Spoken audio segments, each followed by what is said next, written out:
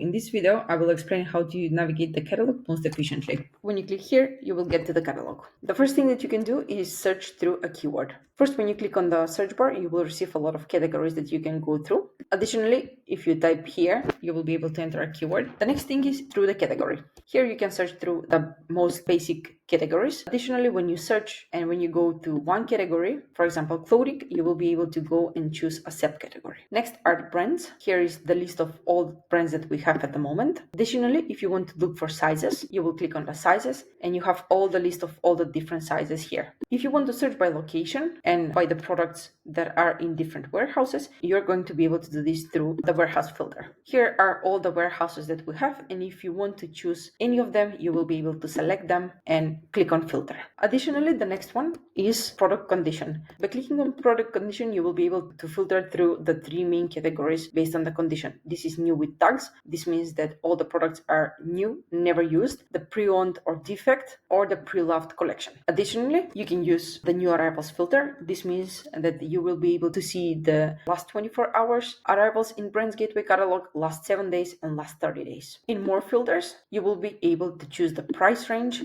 of the product. If you want to clear all of them, you can just click on any or click on clear all. You will be able to see the total number of products and your selection.